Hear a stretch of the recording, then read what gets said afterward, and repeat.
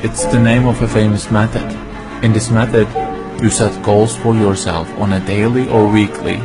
You start to put cross to the days on which you have reached your goal. You make a chain with these crosses and you don't give up. You don't break that chain. But you have a problem.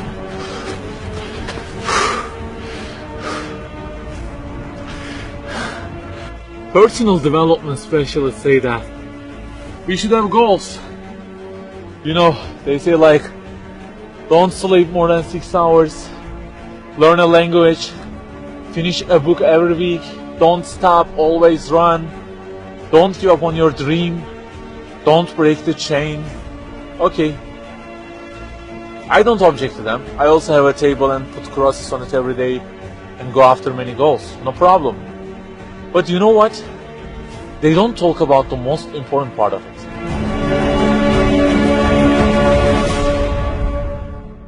Let me give you a simple mathematical example.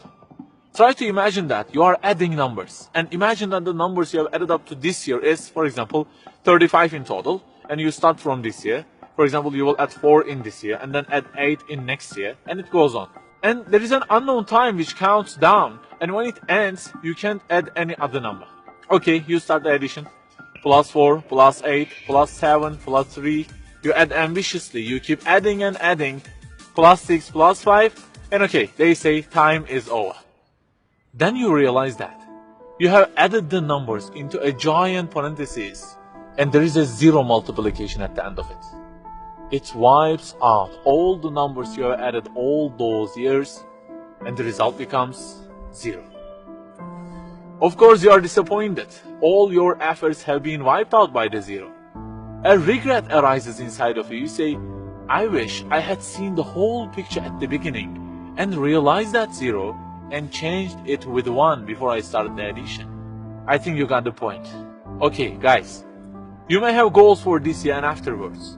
Learning a language, finishing a book every week, increasing your monthly income to $15,000, not sleeping more than 6 hours, etc. But for what? For what do we set goals exactly? Why don't we break the chain? If it is just for a more comfortable or a more respectable life, remember that all this will already be 0 with death. The death will wipe out all of them. The person who knows English will be equal with the one who doesn't know. The one who earns more will be equal with the one who earns less. The one who can reach his goals will be equal with the one who can't. So, if at the end of it, the death will 0 everything, so what is the meaning of adding more numbers with an ambition? It just increases the degree of the disappointment that you will feel. So the logical thing is, seeing the whole picture at the beginning. In this life journey, which will end in an unknown time, my first job must be to prevent death from being 0. Well, can I really prevent death from being 0? I mean, since everything will leave my hands and will be lost, is there any other way that would transform them into something eternal? I mean, isn't there any kind of stamp for eternity that would impress all of the things that I possess and say, look, there is a seal on them and you can't wipe them out, okay? They will remain forever. The only one to say such a thing is the owner of the everything. And he says, كُلُّ شَيْءٍ هَالِكٌ. Everything, the languages you learn, the money you earn, the books you read, everything will be perished, إِلَّا وَجْهَهُ, except their way towards Him. So the creator of our life says, if your intention is towards Allah, if the thing you do is for His acceptance, it won't disappear, it will be transformed into eternity in paradise. So learning a language, finishing a book every week, being rich, everything, if they are towards Him and for His sake, eternity stamp being pressed on them. For example, in this year, I will study English for 10 minutes daily.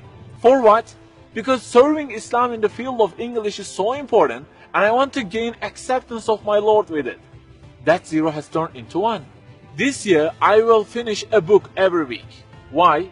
Because this is the way of being a more sophisticated person and serving Islam better, and Allah who is eternal will be pleased with it. Good news, that 0 has turned into 1 because now His acceptance is your intention. I aim increasing the income of my company to $150,000. For what?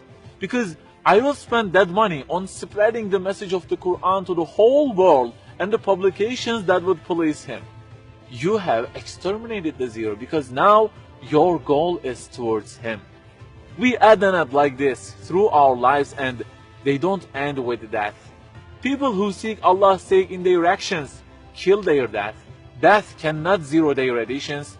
If the thing we do is for his acceptance, it is not mortal. You may say, I don't really love him that much, and maybe I don't really believe in him that much either. So how can I do everything for his sake? I don't even know who he is.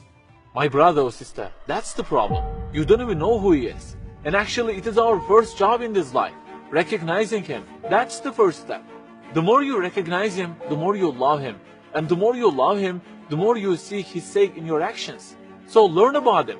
Who made you? What does he want? Why does he give you such a billion things in each day? Read, find out. Turning the zero into one is a lifelong process. Start at the point that you are missing and try to fix it. Like the specialists say, don't break the chain, but keep the chain to gain his acceptance. Run, but run to be eternal. An unknown time counts down, and before starting to add the numbers, the first thing you have to do is to remove that zero. Otherwise, everything you added will be wiped out.